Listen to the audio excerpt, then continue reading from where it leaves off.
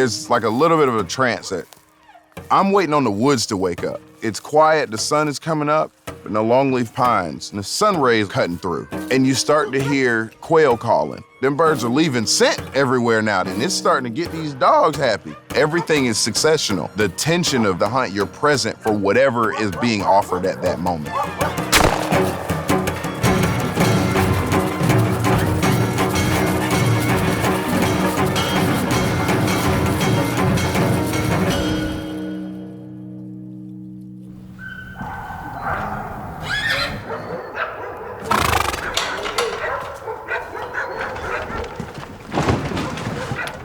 I have always gravitated towards the relationship between a horse, a dog, and human beings.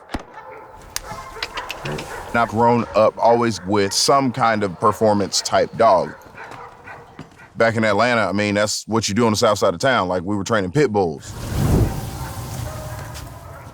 You talked to your dog last night? Man, I prayed for my dog. That's what I did. Please don't get out here and show out today. Me being in the Albany Museum and seeing some of these old bird dog paintings, this was no different to me than the Da Vinci notebooks, just as beautiful. Come. In 2016, I was just in the middle of grocery shopping and picked up a Garden and Gun magazine. It was about Thomasville and this field trial club of all African-American dog men. I just was like, man, I got to be like them. It was like a Michael Jordan kind of thing. And I just straight up cold called. Shoot, man, I just started working dogs with them. And I was down here as many weekends as I possibly could. Got it. A good dog, man, first of all, it looks like silence.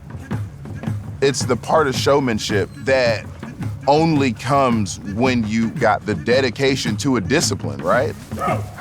Class is not just looking the part, it's being the part.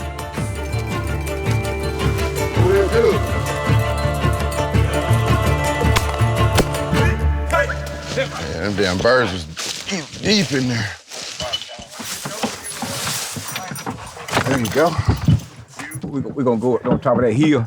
Cut right across there, and we're gonna go all the way down that bottom. We're gonna take about 40 minutes up in there, then we're gonna come back out and go back, then we'll be heading back to the straw farm.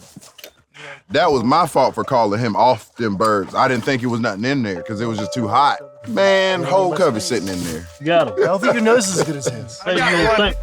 You know, when wealthy Northerners were coming down here, it was the last stop on the railroad. And once they started purchasing plantations, that created a lot of opportunities for a lot of African Americans to be a part of a multi-generational skill set of building quail habitat. Guys like Neil and his granddaddy and his uncles, they've been doing this over 200 some odd years. And, but I make it work.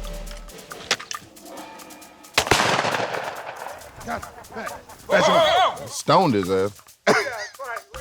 But I'm shooting the Beretta 687 Ultra Leggero in 12 gauge. It's light. I don't feel like I have a 12 gauge in my hand. I've taken that gun from Nebraska to Minnesota and brought it back down here on my home turf, and I got me some birds with it. It fills my hand in the way that I want to feel a gun. All right, Jug, come on. And my shoulder ain't torn up.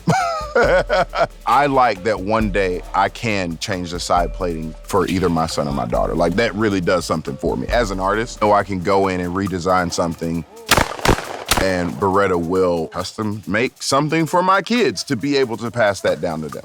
Hey, but Curtis, that's how you supposed to shoot. When I get the shoes, I'm gonna show you to. All right, show me. I gotta find out how it is.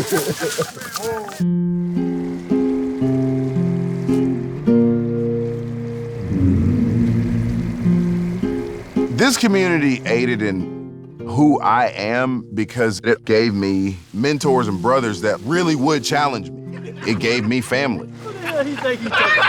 I found a community of guys that not only looked like me, but weren't caught up in what any one particular community or culture of people should be doing. They were just like me, out here trying to get it, and they grew up doing it, took me in like family. You know what I'm saying? Look at mine, seriously. Being able to do my part to be a part of this community. Leave it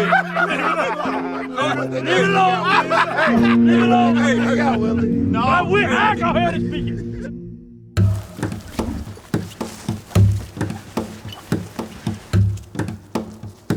It's almost blasphemous to take from the landscape.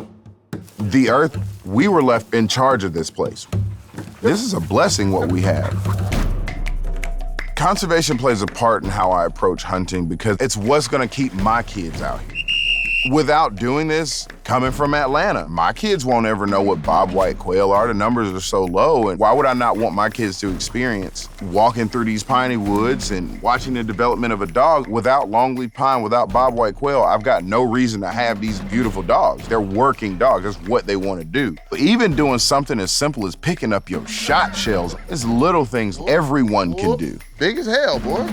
I look at conservation as the thing that give meaning to stuff like climate change. Conservation is something that is 24/7 and you live it. I want my son and daughter and their kids to be able to tell me about the coveys that they find. And the only way to do that is to educate on the North American model of conservation.